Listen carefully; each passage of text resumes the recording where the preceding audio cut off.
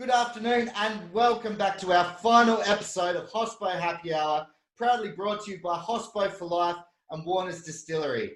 We've got an absolutely jam-packed show for you all at home today. For the first round, we're going to be catching up with CEO and founder of Altius Group, Derick Borean, followed by Tom and Tina Warner from Warner's Distillery in the UK. And then for last drinks, we're going to be catching up again with Chef Adam Moore, who will be interviewing myself on Hospo For Life. Let's get the last show underway. Joining us for the last time on the show, we got Derick Borean today. How are you, Derick? Good to see you again, Liam. Great to be with you. Good to have you up for the last show. Yeah, it's a real milestone, isn't it? It's fantastic to be here. And who would have thought when we kicked this off we'd still be going? Yeah, well, it was like that. We thought we'd test the waters for a couple of weeks and see how it went. And 22 episodes later and 6 weeks in, here we are. Exactly. Fantastic result, for sure. That's great. So I thought today, to wrap up a successful series, I thought we could just have a chat about some key points that the viewers can benefit from coming out of COVID or, going back into the workplace now. I think some are, going to probably still not have a job to go back to. And as others, start migrating their way back into the restaurant again. But thought, let's just tick off maybe sort of 10 points, which, they can take away with them from here. Yeah, fantastic. I think that's a great thing. And I mean, I think, one of the points is obviously to focus on things that are within your control, and focus on the present and the things that, are in your immediate ability to influence is a really important part of your wellbeing journey. And there are many things, as you touch on, that are sort of out of our control, that are really uncertain, that we don't know the outcome of, particularly when it comes to employment at this particular time, and even hours, and how many people we're opening up to, if we're opening up, those sorts of things. But there are things like your immediate present moment which you can focus on, and that's a big one for controlling uncertainty and mental well-being. That's for sure. Yeah, I think that's a big one. Like so many of us, as much as we want to, think about the present, think about the future, and that we always seem to revert back to, something that's happened prior, or something that's, we haven't let go of and, moved on from, and that was just really clouds our judgment and what we're thinking moving forward. And I think, you sort of, that uncertainty, I think we can let that go and really say see you later to it and just move forward, and just think about the positives that can, come out of it. Yeah, I think that's right. And the other great thing about that is it enables us to develop really good mental health habits as well. A lot of anxiety comes from worrying about the future, and a lot of sort of anger and fear comes from things we've experienced in the past.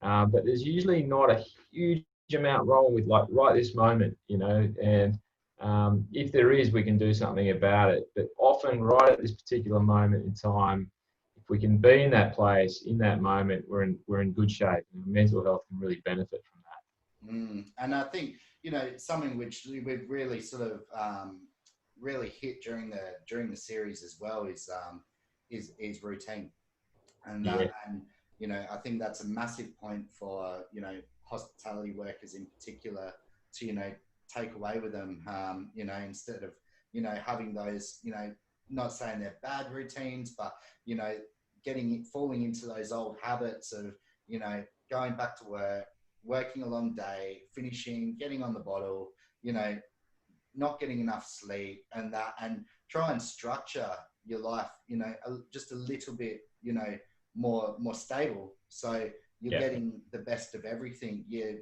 getting enough sleep at night time, and that your mind's clear when you wake up in the morning, and then kick off your day with, exercise and that. Yeah. Good things to keep you fresh. It's so true, isn't it? And it's your sort of entry point into a better sort of healthier lifestyle. It doesn't matter where that entry point is. It could be with sleep. It could be with you know, finishing your shift and not having those couple of drinks straight after a shift every night and every time you finish a shift. It could be, you know, creating an environment before you go to sleep that helps you sleep better, you know, staying off devices, you know, cutting right back on that alcohol consumption regularly, or setting a regular time to be in bed. Those sorts of things, regardless of where you enter that well-being journey of improvement, any of those entry points are great, and they make a huge difference to you in a relatively short space of time. And Yeah. sleep's just really one of the undercooked ones in terms of how much of an impact it has. And you know, good quality sleep sets you up mentally, physically, and emotionally for a good day. And it's as Yeah. simple as that. And the reverse is true as well. If you sleep poorly, you're grouchy, you don't have the energy to do anything, you tend to eat crappy food because that you get these sort of instant highs and then big lows afterwards as well. So again, you get that downward spiral as opposed to, you know, nice little things you can do to get that sort of virtuous upward cycle, which is so important. Yeah, and it's so true. Like, and that during the show, like I've actually sort of just played around with a few things to actually just see how much of an impact like things have. And each point which, you know, we've gone through on the show, I've really tried to sort of, you know, implement it, and then another day I haven't, and that to see the actual Yeah. difference. And it's so true. It works. And like from, you know, sleeping habits, like I've had, you know, good night's sleep to where, you know, I've stayed up on Netflix all night and, you know, watched a Yeah. series and, you know, got about 3 or 4 hours. And the next day it has affected, you know, my brain, it's affected my performance. And it's just made things, you know, that 2 steps harder and that to Absolutely. achieve, or just harder to achieve what you want in the day. Same as eating as well. Like as a chef, I know that, you know, what we eat and what we put into our body, you know, obviously affects our thinking, and it affects, you know, all sorts of different things, whether it's sleep as well. And, you know, from having good days and that and having a nice healthy week, and that to then the following week going, oh, I don't feel as good this week, I'm going to go to Macca's and get a cheeseburger. And I mean, like from having, you know, stodgy to clean like food, and that there's a big difference. And There's that a huge difference. eating, how you feel, how you sleep, how, you know, everything just affects each other. Yeah. And obviously, you know, exercise has been a huge one. Yeah. And that from days where, you know, I haven't got up in the morning and, you know, first thing I've done is, you know, whack my clothes on and go, I'm going to go for a walk, Yeah. switch everything on and that, and just jump straight into my day, where I haven't gone for a walk, and I feel tired and I feel sluggish and I just can't switch on properly. Yeah. So it really does go to show that putting those things into place actually work. It sure does. And you know, look, I think the other thing is to sort of be kind to yourself on this stuff. You know, that we know, a lot of us know the things that are good for us: eating well, sleeping well, drinking a bit less, moving, staying in the moment, staying off devices before you go to bed. We know those things, but sometimes and often we fall away, right? The key, I think, for this is not to look at this as like, I'm going to be a super healthy human and I'm starting at a 2 out of 10 and I want to be a 10 out of 10. It's like, be gentle on yourself. Start where you can. And if where you can on today is, I'm not going to have a drink after my shift tonight, or I'm not going to have any alcohol today, then see how you go with your sleep. Get yourself your 7 to 9 hours sleep after your day like that. Then start the next morning and see if you actually might be able to get up, put your shoes next to your bed and get up and do a walk in the morning.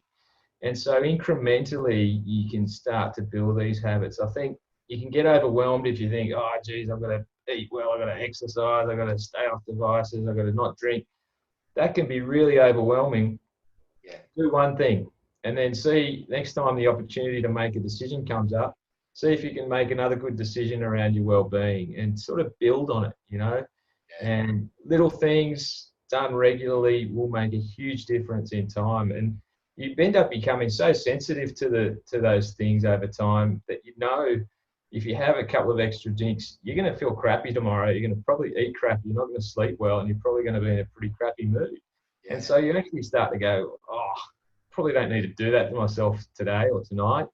I might leave that for another occasion. And every time you can make a good decision, a smart, informed decision around your well-being is one to celebrate. It's great. Yeah, exactly. And it's so true about alcohol consumption. Like I'm doing my interview at the end of today's episode, and I'll delve a little bit more into it.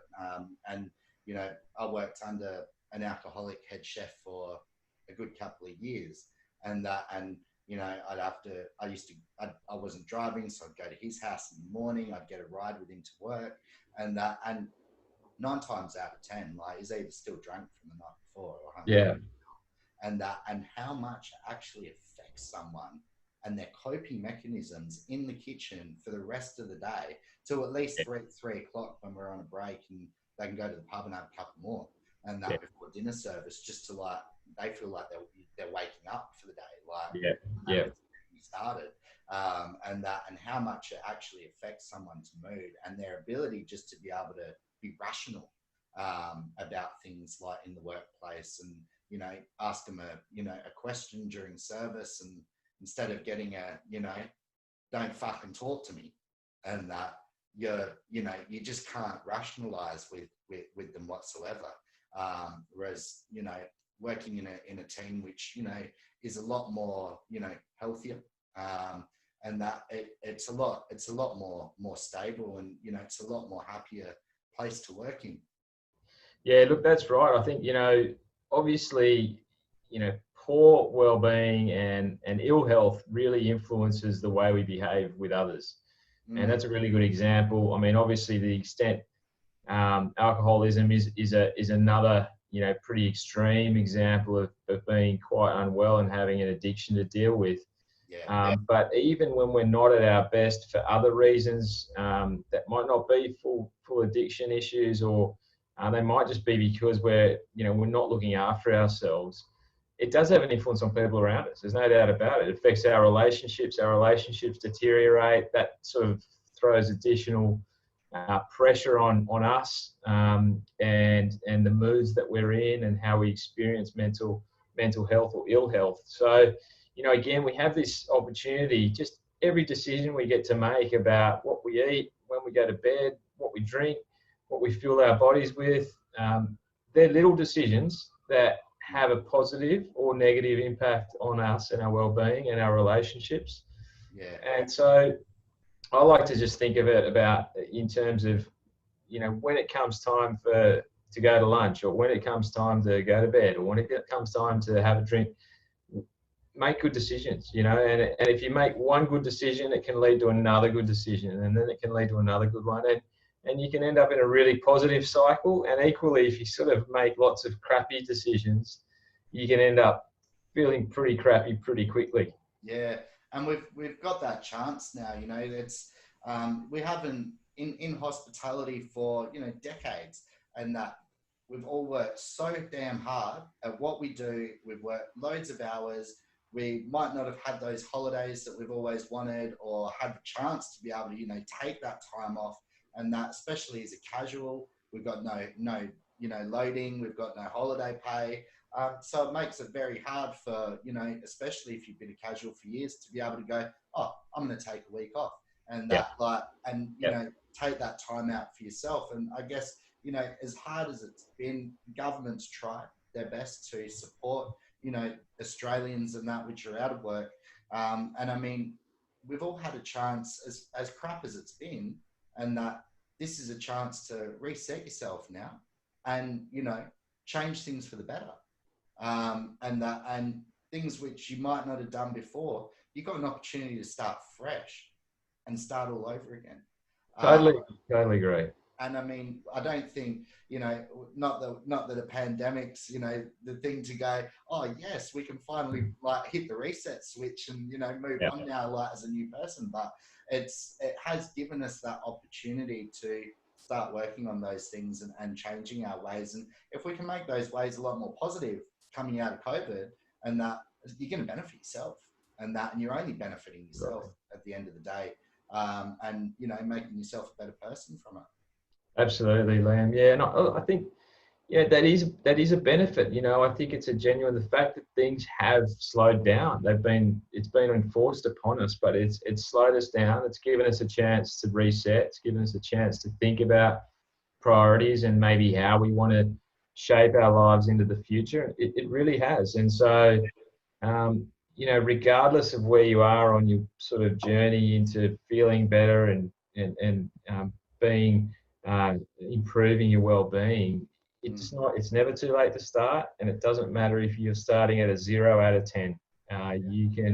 You can really make a huge difference in your well-being in a relatively short space of time. And even if you are, say, a 1 or a 2 out of 10, you know, if you move to a 4 out of 10, you're sort of doubling or tripling how well you feel, you know. And so there's real opportunities through those simple tips like sleep and movement, and good nutrition and good socialization, smart habits with routines and the like. Really simple things you can do and decisions you can make to really progress your well-being journey. Yeah, and we've spoken about, you know, if we try and do too many things at once, and that it can be, you know, overloading. Like, you can really, like, you know, it can feel like a burden as opposed to something being naturally easy to do. You have 7 days in the week, do one thing each day. You're Totally. 2/3 of the way there. Totally. And it's the little things, small decisions that lead to incremental, significant change. You know, we can, as I say, you can get overwhelmed with trying to do everything and really make a quantum leap in a short space of time. You will absolutely progress if you do a couple of things consistently well, and you'll be able to build on those and achieve some really great results for yourself. Yeah, and I think another valid point from the last few weeks is, for those which, you know, aren't going back to work yet, still stuck at home, and that is maintain those connections with one another, and that as the restrictions are easing, we can catch up with a couple of extra people. Lock in a time to catch up with one of your hospo mates on your day off or on their day off, and keep those connections going. And I think that's another big one to, you know, maintain. And that regardless of whether you're working or whether you're not working, keeping those connections there. And, you know, I've said during the show, and I'll say it again, like, having, you know, 1, 2, or 3 people which, you know, you can give them a call in the morning and say hi. You can call them in the afternoon, or, you know, you might not chat for a day, but you're thinking about them and you call them another day. And you know, it just keeps things, you know, going. I know it's been hard over the last 6 weeks for myself. Like, I feel like I've been tied to this room, and I haven't been able to leave. It's been, I've spent a lot of time in this room for the last 6 weeks, and I kind of feel a little bit, I know I've gone through a couple of weeks of feeling really isolated, and going, what am I doing? And it's, you know, if I didn't have, you know, those connections, which, you know, I can get up or go for my walk and have a quick chat, and, you know, puts a smile on my face for the day, and, you know, gets me happy. I think, you know, it'd be quite easy to start feeling depressed. So it's totally essential that we keep it up. Yeah, true. And look, the other part about that is it's never been easier to engage with people, even people that you just come across on your daily walk or incidentally in your life, because we've got this shared experience of a global pandemic, right? So everyone's kind of going through that together, and there's nothing like a shared experience to bring people together. So, you know, the same camaraderie and kinship exists in the hospo world. And in the hospo world, you couple that with your sort of work experience and what the hospitality industry is dealing with now with COVID. You know, there's plenty to reach out and support and engage your colleagues and your friends with. And it's important to do that even, you know, outside of that sort of standard social media type work as well. Personal connection, phone calls, you know, face-to-face where it's allowed now. And even the sort of video conference sort of chats, FaceTimes and the like, really beneficial. Yeah, no, I couldn't agree more. And I think our last one, which is one of the most crucial points, is if you need support, speak up, and reach out? Well, I mean, one of the incredible parts about Hospo for Life is that you have experts at your fingertips now to access in the event you're really struggling or you need someone to talk to. And that is an incredible resource that's available for all of you who are listening. And what an amazing opportunity. And look, we're all at different stages of our lives going to need support from someone, and if we've got an expert, it's even better, because you don't have to, you're going to get some support that is impartial, that's going to be really helpful to you, it's going to enable you to do the work to get and improve your health and your outlook. So that's one of the amazing things, is you've got access to this network of health professionals that enable you to really step through the issues that you might be dealing with. Life can get really complicated, and you can feel really on top of you. And the key thing, as you touched on there, Liam, is just to make sure you reach out. These are shared experiences. There's lots of resources out there for you. Hospo for Life is an unbelievable resource for the hospitality industry, and people should feel free to make use of it and avail themselves of that resource. Yeah, absolutely. And we've got some other exciting things happening over the next few weeks. Tell us about, we're doing a joint app and that to bring to the hospitality industry, the Hospo for Life tool for you guys to use. And that, tell us about the Altius Life app and what we've done to converge. Yeah, amazing. So look, the Altius Life app really enables you to have a support on that wellbeing journey. And we touched on, how crucial it is to help make good decisions, timely decisions, and informed decisions about your well-being. The app gives you all the content and information to do that, but it also gives you support around life actions that improve your well-being and really speak to you on your well-being journey. So it doesn't matter where you sit on that well-being spectrum, whether you're struggling to get on top of your health and well-being, or you're doing really, really well. This app enables you and provides you with an incredible tool to help support that journey and the maintenance of really great well-being into the future. As well as that, it gives you direct access into the Hospo for Life counselling support, psychological services support, well-being support that you might need from time to time. So the ability for each of you to be able to get on an app, be supported on your wellbeing journey through that app, but also in the event you're really struggling, to be able to reach out and connect to a professional who can help you at that particular time. It's all going to be right there at your fingertips. You'll be able to access it anytime you like. You'll be able to track your health and notice how you're going in your whole wellbeing journey as well. So we're incredibly excited about that. You're going to have fantastic recipes and contributors from the hospitality industry, and you'll be able to access content when you need it, on the terms that you need it, and how you need it at any time at all. Yeah, no, it's an amazing tool that you've provided for us, for not only Hospo for Life to use, but for everyone, which are going through things to be able to use as well.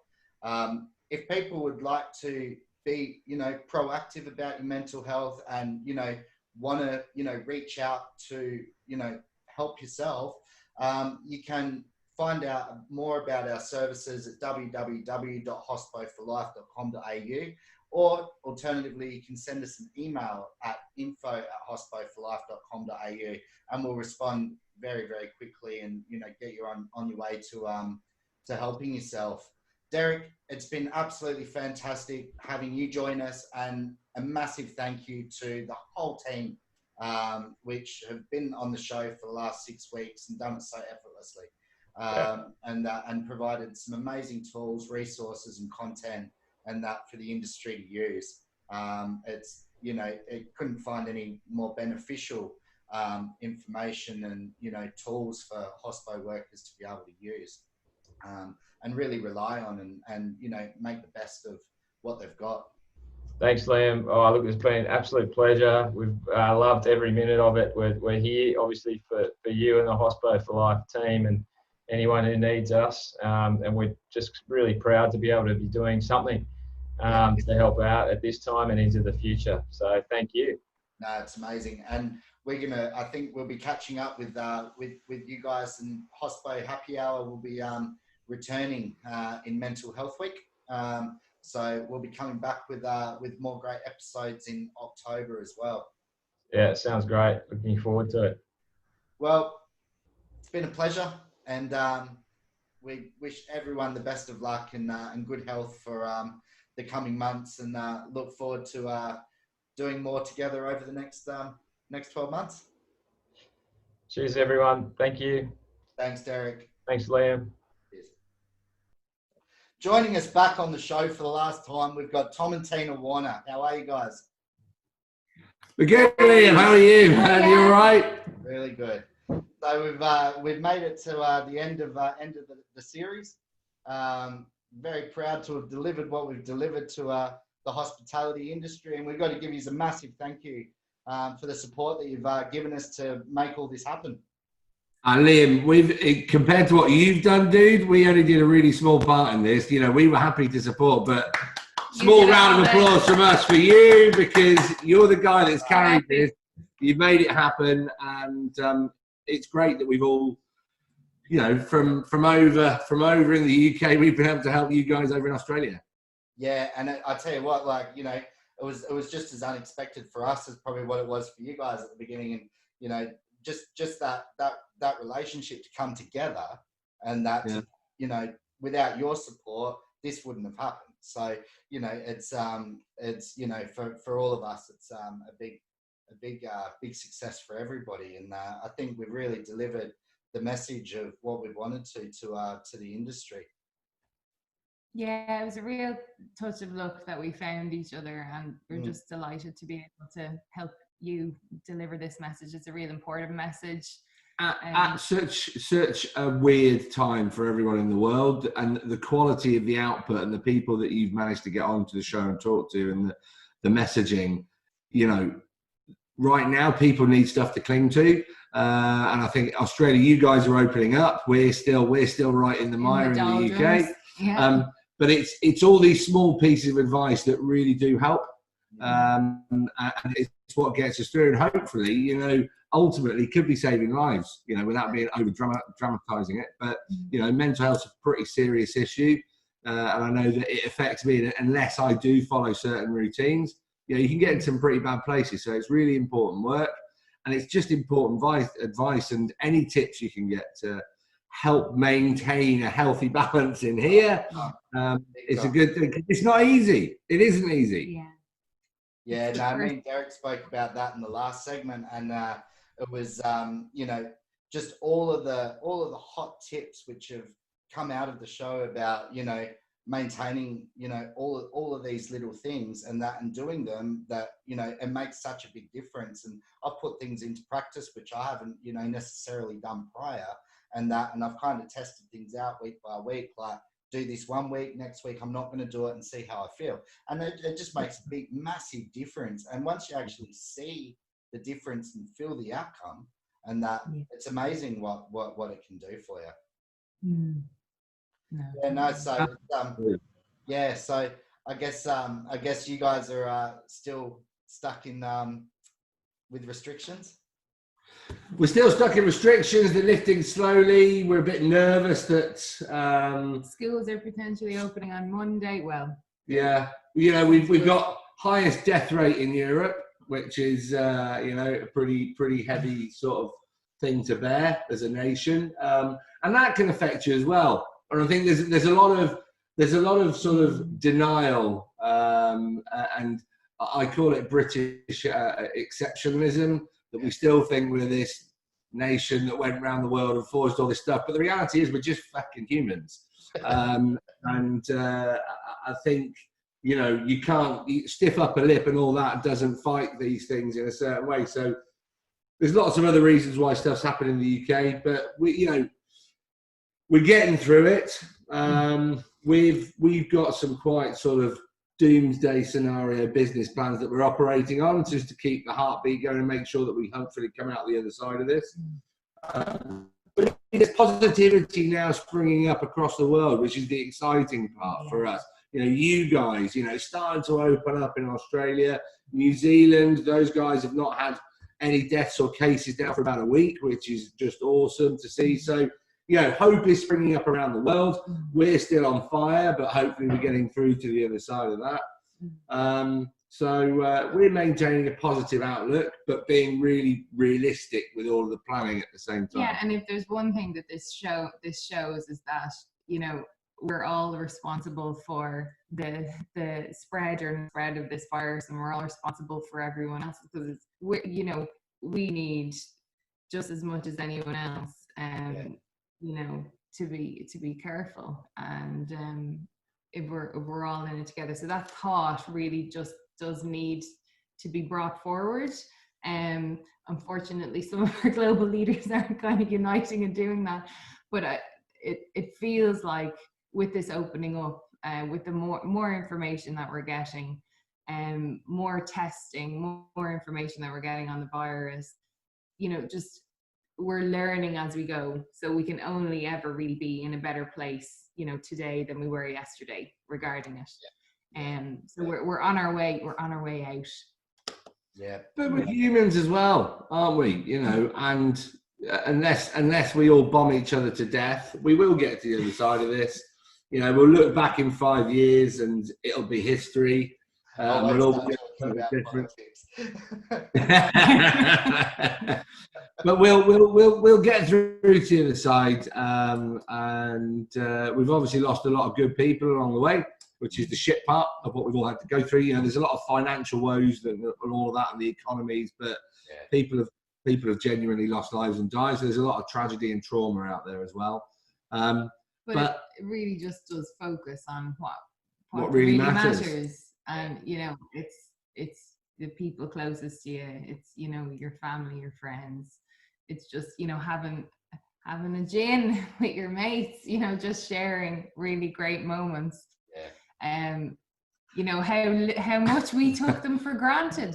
I know one thing that has made me laugh is when you see the people that did dry January this year, and they must be absolutely gutted having January off the pubs and then having the pubs taken away for such a long time.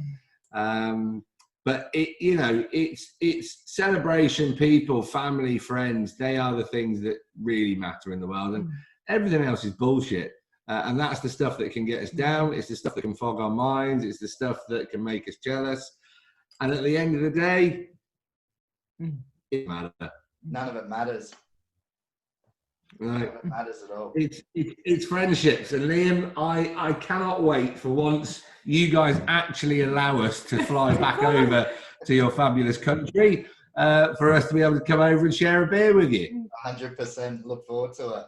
Absolutely look forward to it. So it's been a fantastic project, and we look forward to doing more, and, you know, coming back together for Mental Health Week in October, and that as well. But yeah, a huge thanks to everybody, not just yourselves, but everyone in the team, Mike, Pete, and everyone else that's helped along the way to make it all happen, and they've been absolutely amazing. Pleasure. And thank you. Thank you for letting us play a part as well, Liam. It's been great. Great to know you. And you just, you know, you've carried this. We've done next to nothing. You know, you're the guy that's made this happen, and you should really celebrate that and carry that with you, because it's a massive achievement. We'll crack a bottle of rhubarb tomorrow night. Good man. No, it's been fantastic, and take care, and good luck with business, and yeah, we'll see you all soon. Cheers, Liam. Cheers, Liam. Thanks, See you soon. See ya. Hi, I'm Chef Adam Moore, and a bit of a different last drinks. I have Chef Liam Crawley, the founder of Hospo For Life, and we're going to do a delve into Liam's background. Liam, welcome on your own program. That's great, mate. It's a bit of a difference. It is a difference, because you've interviewed me, and now I'm going to interview you. Yeah, I think it's absolutely fantastic. Mate, first of all, commended on the program. It's been phenomenal since you've started. You've had some great people speaking about so many great things during the program, and I think it's really good. But let's talk about your story. Now, we called you Chef Liam Crawley, but you didn't start as a chef. How did you start out, man? Yeah, so I started very early. I was 14. Didn't like school. Didn't get along with anyone at school. Had lots of social issues with people going through school, and I mean, it just wasn't for me. So I decided to get out and start a job. And I became a butcher to start with. So I started my apprenticeship when I was 14 for a supermarket, which, you know, it was fulfilling. I learned a lot. And it also gave me a lot of qualities, sort of management qualities. I had a really good boss, which cared about teaching and mentoring. So did you start as a trainee or an apprentice, or just as in the shop? Yeah, so I started as an apprentice and went through trade school as well. So we used to go to trade school once every 12 weeks for a couple of week block, and that was a 4-year apprenticeship. Great. Now, yeah, so you've gone up through butchery. What was the desire to become a chef? What was the?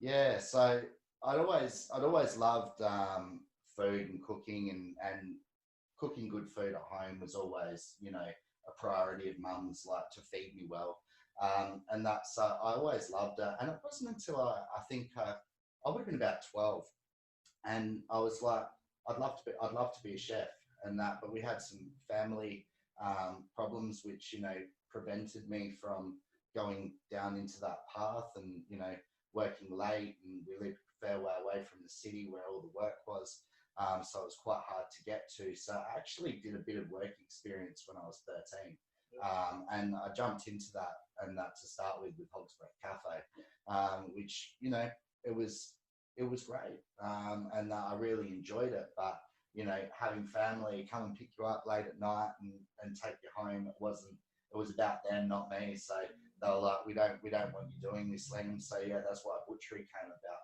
But having it as a skill, I think it's, you know, it's definitely opened up more career pathways, and that even being a chef as well. So your exploratory of being a chef, where did that branch out to?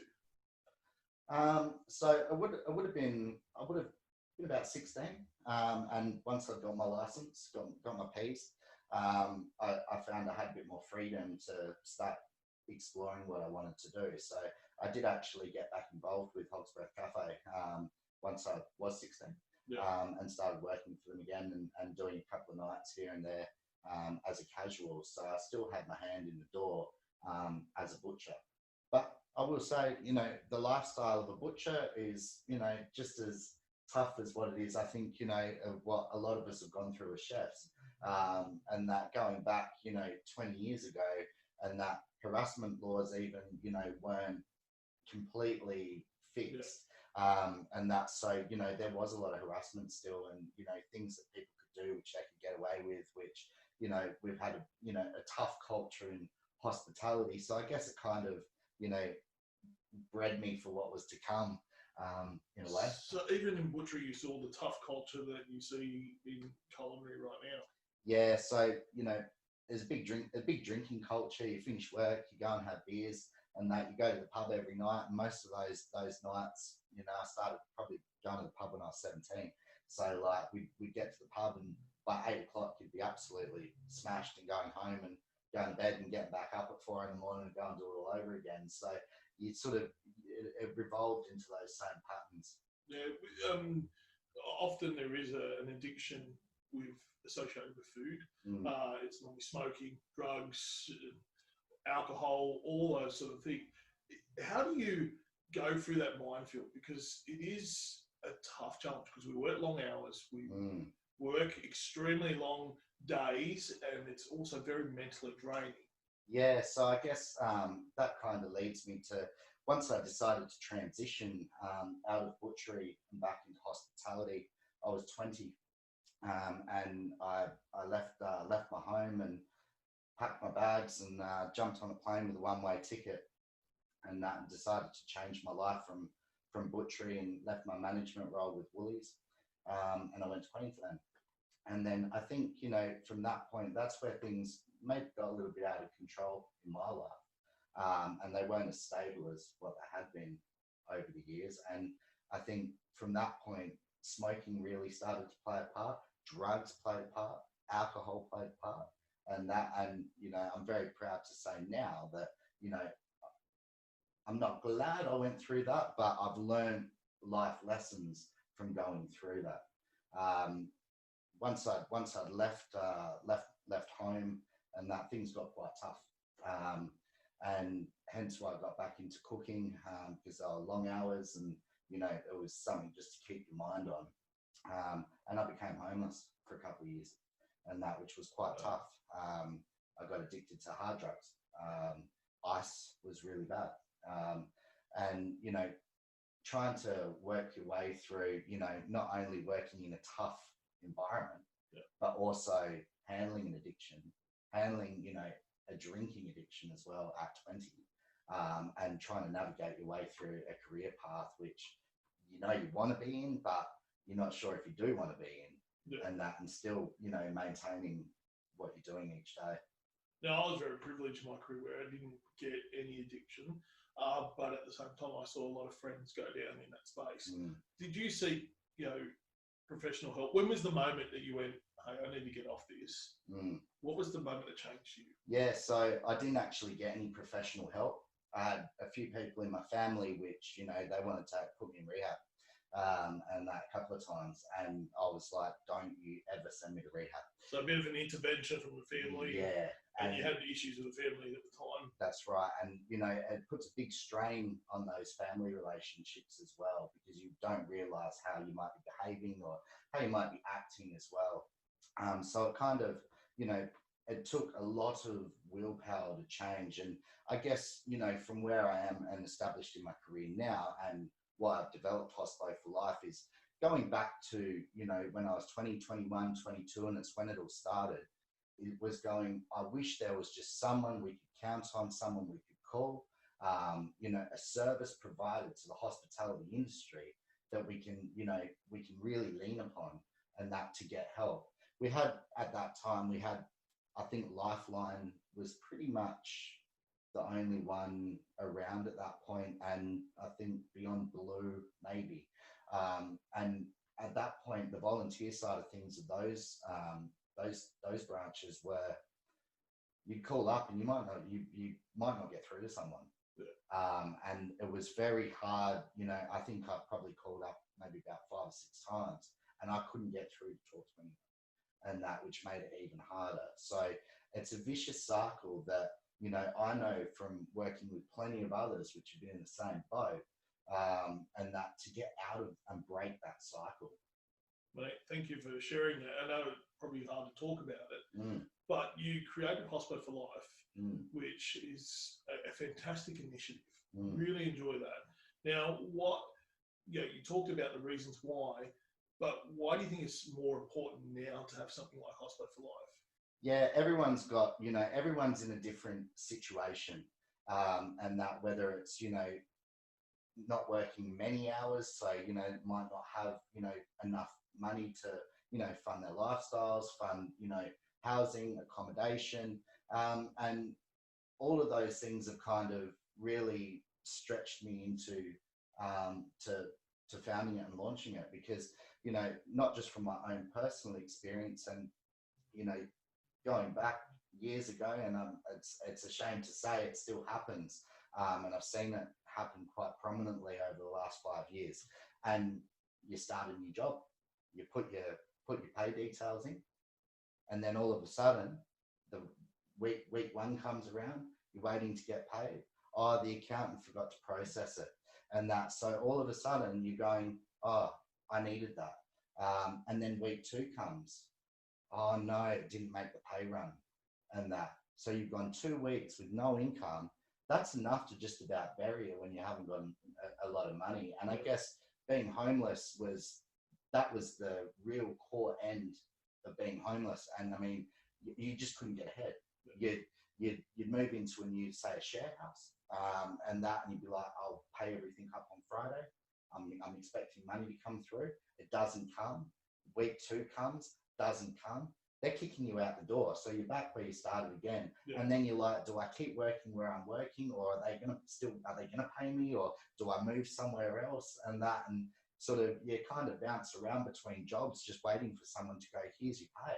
Yeah. and it's quite difficult. And from people that I've spoken to and from others which I've actually helped over the past 6 years, and that it's still extremely common, and that's a common way for people not to get out of situations that they're in, and it's a massive stress. Yeah.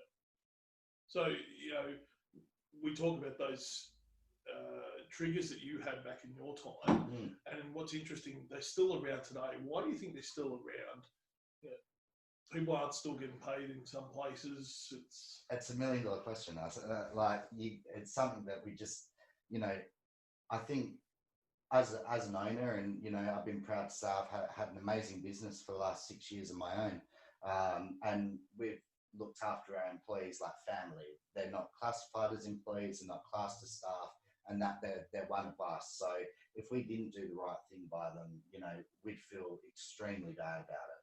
And I think, I think the care factor from an employer side of things is massive. And I think, a lot can learn across the industry of how much easier your business can actually operate if you just put a little bit of care factor into your staff. They're making you money, and that's so what gives you the right to not, support them in return. So I think that's a big one. And, there's definitely needs to be a little bit more care. And I guess now, having the opportunity to, support people on a larger scale and nationally, and that is that if your boss isn't helping you, or you're suffering with those issues, there's someone you can call upon now, and we can help. And that which is extremely comforting to me, and that the industry that I've had such a love-hate relationship with over the years, and that we can still provide that. Well, you're obviously still in the industry, 20 odd years more. What is the point that you love? Why do you love it so much? What keeps bringing you back? I think the drive of hospitality. These days, I love the cooking side of things, but I also like the customer interaction. I love being able to deal with clients. I like being able to have a client come to us and go, we have an idea. What do you think of it? Can you help us? And come up with a concept and that to develop for them. So there's a lot more varied roles for me in the hospitality industry now, which it's not just rocking up to work and chucking your whites on and jumping on the pans for a day or doing prep.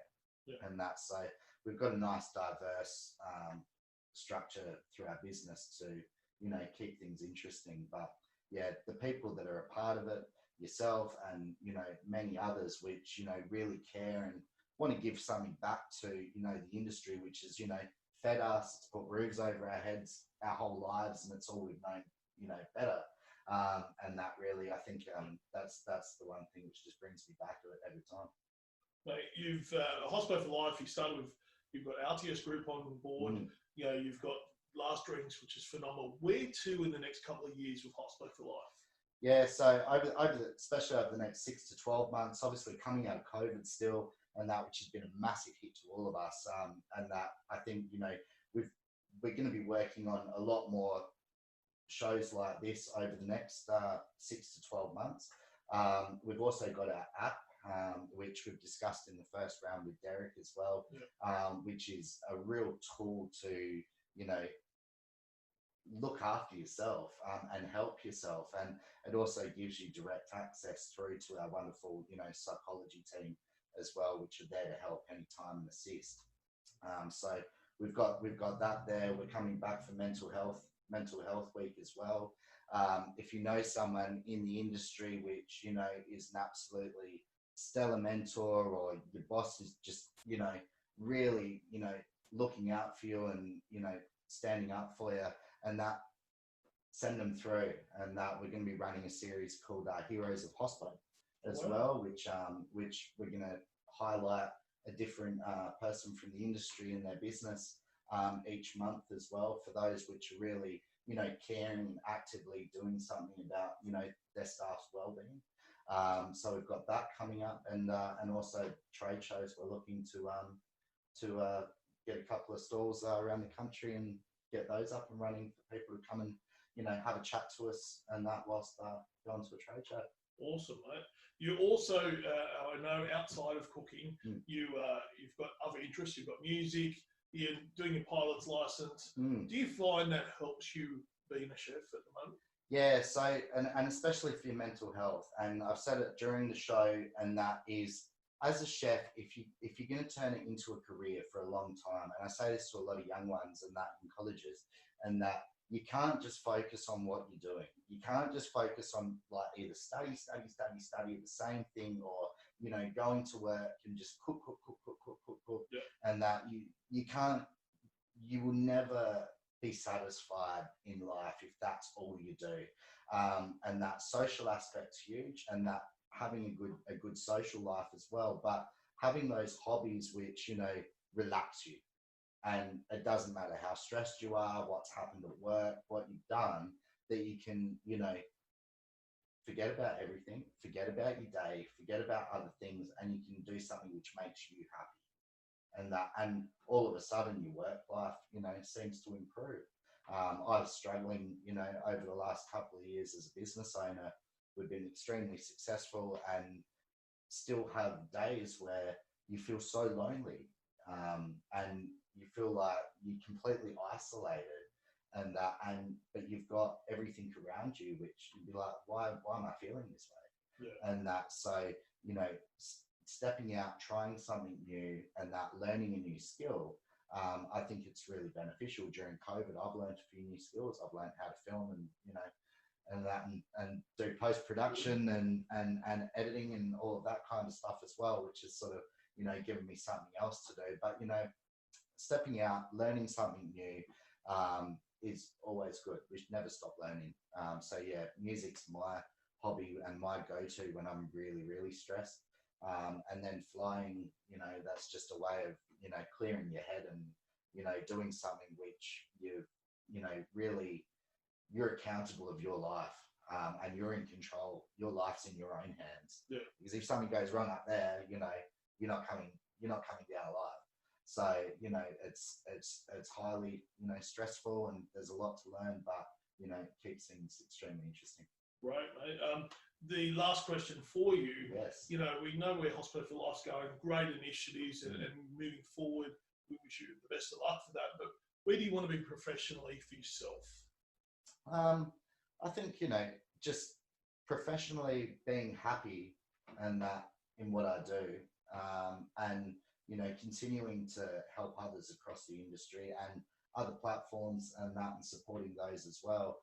I think that's where I kind of really fit. We've had a very nice private dining business, which we've been operating now for 6 years, and that's kind of taken a real back seat at the moment because of COVID. So we hope to pick that up in a few months' time and get things back to where they were.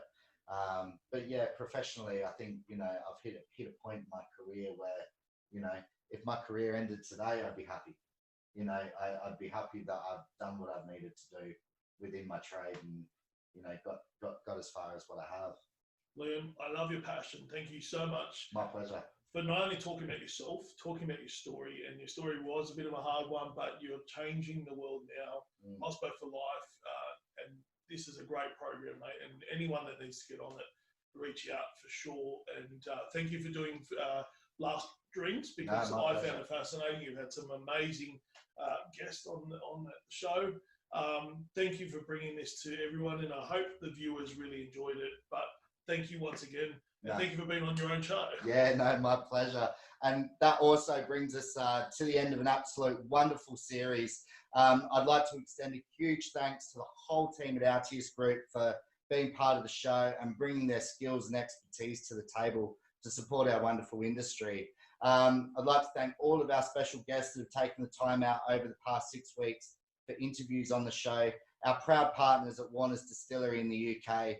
I'd also like to thank the team at the Mood Group here in Sydney, which have handled all of our digital and PR. Yeah, and digital side of things, and future story as well. We look forward to catching you all back here in October for our Mental Health Month. If someone you know or yourself, you're struggling, please reach out to us at info@hospoforlife.com.au for a free one-on-one session with a psychologist. We're only here to help. Stay strong and stay united in spirit to create a positive change for a healthier industry. I'm Chef Liam Crawley. We're stronger together. We're Hospo for Life.